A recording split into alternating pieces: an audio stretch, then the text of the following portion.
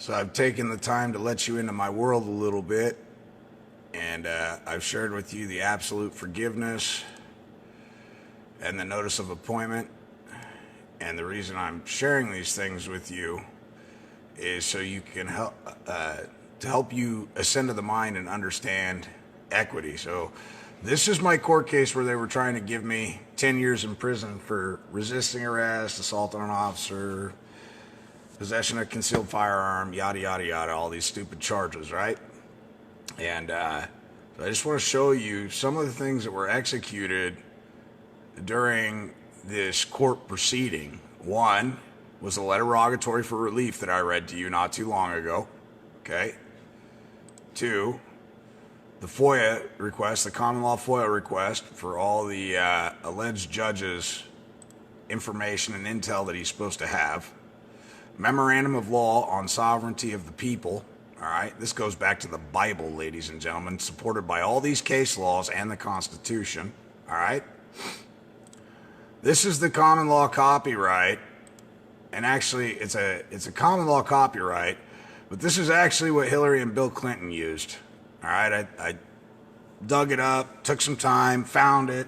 I believe it's one of the reasons they're not in jail right now, to be honest with you. Because it covers their retina, their voice, any recordings of their voice, anything that could possibly be used against them, including their own testimony, is barred from being used unless they agree to it, period. And the USPTO is a bad mamma jamma, the United States Patent and Trademark Office. That's what everything is. This is what piqued my interest about Ken Doss and what he was doing, because I already studied MERS about 2 years ago and realized that they have somehow acquired a power of attorney over you. This is what an alleged warrant looks like. It's not a warrant. We're missing the court seal. We're missing a legible signature from an alleged judge. This is not a warrant, but this is what they tried to send to me to allege that they had a warrant. This at best is a capias, okay? I haven't seen a true warrant yet, although I know what it takes to meet all the elements and requirements of a true warrant. This falls significantly short. One, it's a piece of paper, which one piece of paper will never suffice for a warrant. You also need an affidavit in support of the warrant, okay, of an injured party, somebody claiming harm, injury, damage, or loss. So this is not a warrant, ladies and gentlemen, even though it says bench warrant, yada, yada, yada. It's not a warrant. This is the letter that I received from the FTC, the Federal Trade Commission, okay, after I had completed the documents that I'm about to show you coming up. Everything is identity theft. All these people, what they're doing is stealing your identity, okay? They're stealing your rights, titles, interests, res, baggage, and effects, unbeknownst to you, because you don't know any better. You don't realize that that name is yours. You're first in time, first in line. It was given to you by the divine through your mother and father who blessed it upon you, all right? And remember, when they ask, what do I have for surety? Well, you have the blood of Jesus Christ that was shed for all mankind as surety. If you need to ask, and if you need to know, it's the blood of Jesus Christ that is surety for all debts, okay? It's spiritual. So this was October 31st, 2018. They wrote to me. Notice how they proper uppercase, lowercase. Reference the FTC reference number is 101, yada, yada, yada. It says, Dear Derek Gonzalez, thank you for contacting the Federal Trade Commission, FTC. The FTC has been directed by Congress to act in the interest of all consumers to prevent fraudulent, deceptive, and unfair business practices in the marketplace. Ladies and gentlemen, everything is intercourse. Everything is intercourse. Contacts from consumer and businesses are very important to our work, as they are often the first indication of a problem in the marketplace and may provide the initial evidence to begin an investigation.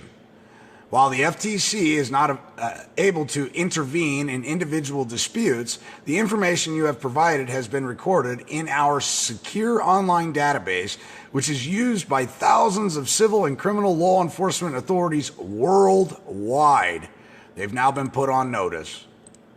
This database enables law enforcement agencies to identify questionable business practices that may lead to investigations and prosecution. In addition, our attorneys and investigators regularly review the complaint database to look for law enforcement targets, evaluate the need for consumer education, and make policy recommendations. Your letter has been added to our database for that purpose. As a consumer, you have additional alternatives for corrective action. This includes directly contacting the company in dispute, filing a complaint with your state attorney general office Consumer Protection Division, and obtaining legal assistance. Thank you for providing information that may be used to develop or support the FTC enforcement initiatives.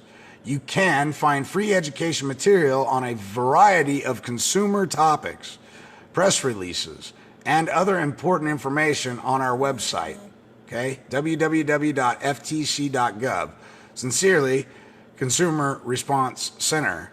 What I don't like about this is nobody put their wedding signature there. I want a letter from the CFO, CEO, whatever it is, headquarters management. I want an autograph. Right now, this really means jack diddly, except for the fact that I have proof they received something and they sent something back to me. But I don't have anything that's signed with a wedding signature where I can fix the liability to somebody. All right? That's important to know. When you get these letters and they're blank like this, they really hold no value because there's no signator. I got that after I finished this, and I'm about to show it to you, and this. This is my affidavit of life. After 1666, you're responsible for reporting to these people and letting them know that you're alive and well. Okay, affidavit of life. I, Derek Chaton, of the House of Gonzalez, affiant, being over the age of 18 years, competent to witness, does state for the public record the following.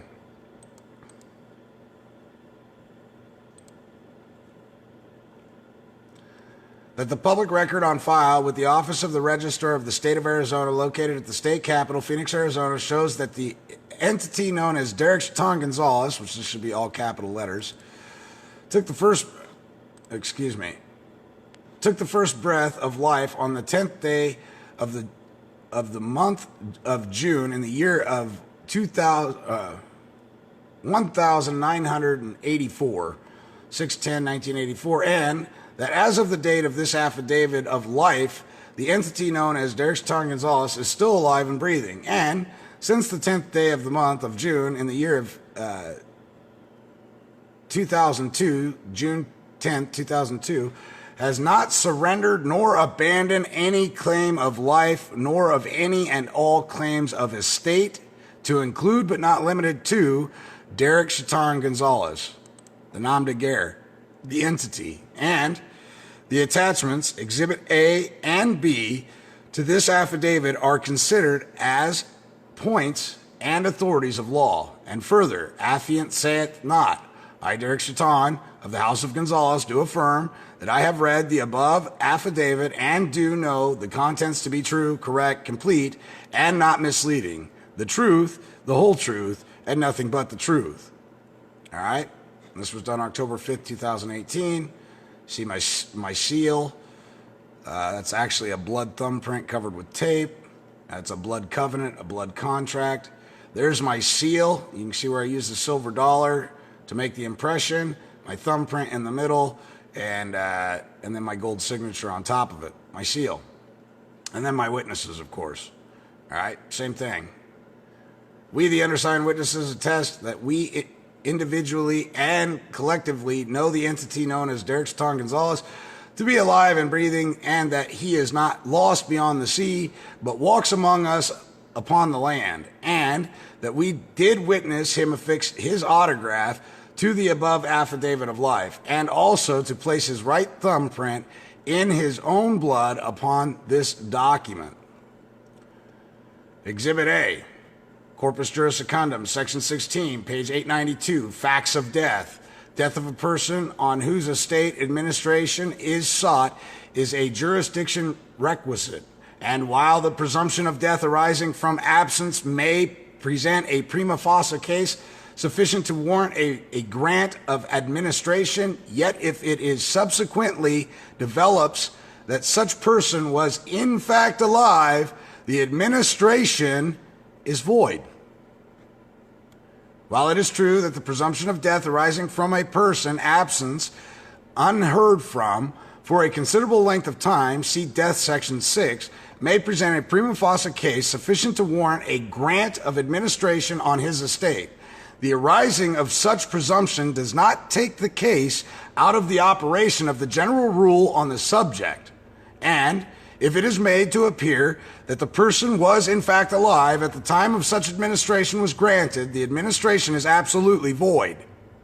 Although that payment to an administration of an absentee who is not in fact dead is no defense against the absentee or his legal representative, nor are costs and disbursements incurred by such administration a legal charge against the absentee or his property. But where the administrator has paid debts of the absentee, he is subrogated to the rights of the creditors whom he has paid. It has been considered, however, that the invalidity of the administration does not relate back, but that it is invalid only the time when the presumption of death is rebutted. B. This is the Exhibit B. Cestui Que Act of 1666, Chapter 11, an act for redress of inconveniences by want of proof of the decease of person beyond the sea or absenting themselves, upon whose lives estate do depend. I think that's supposed to say do depend. Back in 1666, they wrote things very, very differently. Again, we don't know how to read or write. The Queen of England said it in like 1998. She was going to take the United States back because we're all illiterate and incompetent and we don't know how to read and write. And for all intents and purposes, she's correct. Annotation. Anyway, you can go look up this document. I'm not going to read through the whole thing. Because it's 14 pages long. Here's the Cestui Que Act of 1540 that you guys hear me keep talking about. The Cestui Que Act of 1302, 1540, 1455. I've got them all here, ladies and gentlemen. This was all submitted into the court record. Okay? This is what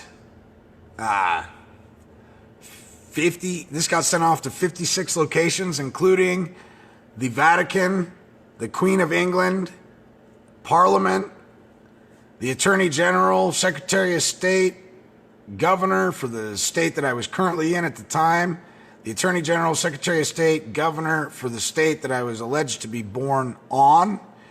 It also got sent to the Federal Secretary of State, which is the Chief of Foreign Affairs. It got sent to the DOJ, the DOD, the Secret Service. This paperwork, ladies and gentlemen, holds a lot of weight. But it holds no merit if you don't know what it is. Here's Queen Elizabeth II of Windsor. She got the notice.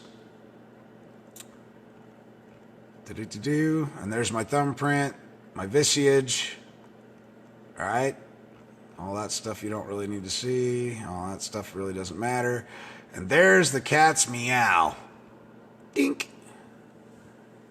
Put on the record. You guys want to see these documents, you call down to Valley County.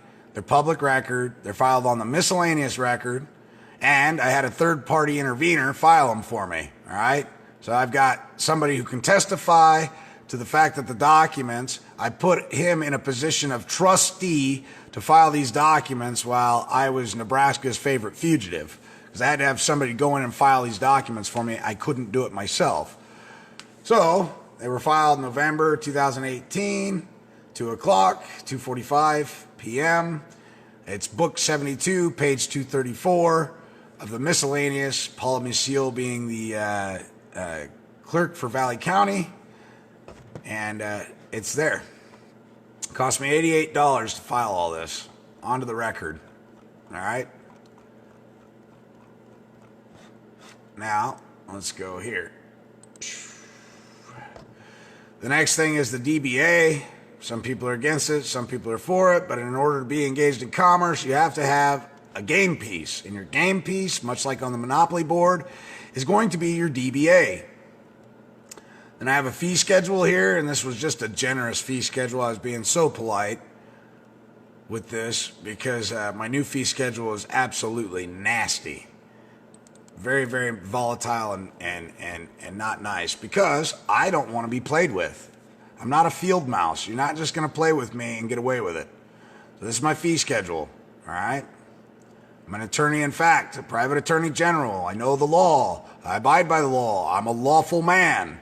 Bringing action against me without indemnifying a case grants me the ability to make an assessment on your property, your assets, your easements, and everything else to ensure that I can be made whole again. And I absolutely will. I do not want to be played with. You leave me alone, I'll leave you alone. It's that simple. So, I claim here all my signatures, trademark, service mark, every which way you can write it, spell it, all deviations. For all intents and purposes, if you're connecting this name with a social security number, birth certificate number, or anything else of that sort, and I find out, I'm coming for you. Any and all images, all right? These are mine, not anybody else's. There is a fee schedule attached to these. If you take a photograph of me and you're law enforcement and you try and put me up against the wall to book me in and you want my fingerprints, handprints, footprints, anything of that nature, it comes at a premium and is filed in Valley County on the record. And it's all right here. Again, this is a very nice, simple, eloquent fee schedule, but it's a little light considering the FRN has lost 97% of its buying power, and they don't have gold. So there's my footprint. That was a real humdinger, covering your feet with ink. There's my palm print, hand print, fingerprints, right and left. All this is filed, and again, filed this one in November. Paid $82. Again, I had a third-party intervener file that for me. So I have a witness that these were filed. Not only is it registered and logged, but it's there. There's my absolute letter of forgiveness, filed on the miscellaneous court record. Again, filed by a third-party intervener as a trustee. I bestowed upon him the ability to file these for me. And he took on the task and became my trustee for the moment with a limited power. And he went and executed these for me. There's my gold signature, King's Etiquette in gold, right thumbprint, the seal, House of Gonzalez, the silver dollar with the wood block to create the upraised impression, and it's House of Gonzalez in gold. That's my seal. The nice thing about being the author is I'm the authority. I can create more of these at any time. And this is how I executed these. And again, this one was filed in November. It was a $16 fee. And again, I bestowed that privilege as trustee to Jake to file this for me. So the power and knowledge is superior and supreme to all. If you know who you are, you can protect yourself, your assets, and your property. And believe it or not, ladies and gentlemen, the first bit of property you have is your voice, your retina, your DNA, your stem cells, the placenta that was left over, the umbilical cord, okay? All these things, rights, titles, interest, baggage, res, effects, okay? Visage, these are all yours. Your signature is your property. If they're foreclosing on your house, you want your property back. They want something they perceive to be their property, give it to them. But on the condition that they're going to make you whole once more, which means if they monetized your notes, if they took your name and they sold it, if they used your good name without your consent, if they somehow swindle the deal where they have limited power of attorney to convert your property for profit without cutting you in on it, you want it back. It's that simple. Anybody using your name, your stuff, your information is participating in identity theft. Period. That's what it is. It's identity theft. And if this letter from the FTC doesn't prove it, I don't know what will. Call the IRS. They'll tell you all day long, yes, it runs rampant. We're very much aware of it. But until the American people stand up, file the right documentation, and let us know who they are, there is nothing we can do about it.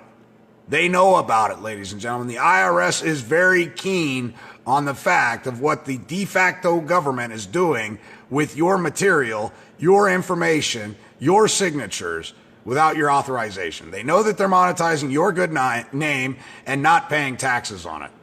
So with that, I hope this helped you out. This was just a little bit of my journey through a court system, which I prevailed. And you can find all of this I have read out loud on Facebook. If you go back through the videos, you can see this all right? It's not a secret. I'm not hiding it from anybody. But none of this will work if you don't know who you are. If you don't know who you are and you go to that court and the judge says, do you understand? And you go, yes, master. Yes, master. I do whatever you like, boss. You just tell me. You've been hoodwinked. You've been had, and you're screwed. If you don't know how to communicate, this paperwork will do you no good at all. None. So I got people that I've given paperwork to before, and I stopped giving paperwork out because they failed, and then they wanted to blame me. And I said, well, did you read the documents? Well, yeah, I read the documents. And I start reading the document to them, and I go, look, it says right here, if they can't prove their standing, that this case is dismissed. Non pro tunc. It's over. Did you tell them that? Well, they asked me what I'd like to do. And what did you tell them? Well, I told them, I just can't do anything right now. So the judge recommended that, we have another hearing. Good gravy. You just reconsented because you didn't read the paperwork, and somehow you want to blame me for your inadequacy. That's horrible. Read the documents. Know who you are. Learn this shit. Freedom is not free. It never has been. It never will be. From the beginning of time, men has always tried the Lord over other men. You either know who you are and you can effectively put your foot up somebody's ass, or you can't. Those are the facts. So learn this stuff, all right? I give it freely to everybody. All you have to do is apply yourself and read that Bible. Read that Bible. I don't care if you're Hindu, Buddhist, a shaman. I don't care what you are. Read that Bible because it's an original book of trust. It's how the Americas operate. It's how Australia operates. It's how New Zealand operates. All right, anything that's part of England, which I can assure you, the North American continent was conquered by England and still belongs to Britain. Period. Period. Your income tax goes directly to the IMF, which is owned and operated by the Queen of England. Period. Don't believe me? Go look it up. The Civil War didn't free you from the Brits. The 1776 war didn't free you from the Brits. None of that shit freed you at all. Freedom is found within, knowing who you are, knowing who the Creator is, knowing that He lives within you, and that's what makes you so damn powerful. You have the power to create, you have the power to destroy, you have the power to contract at will, you have the power to tell them to go fly a kite anytime you wish. For we, the people, we as men created government. Government was instituted amongst men for our benefit. But only if you know who you are. Because if you don't know who you are, how quickly you'll become a servant, a slave. Thanks for joining me.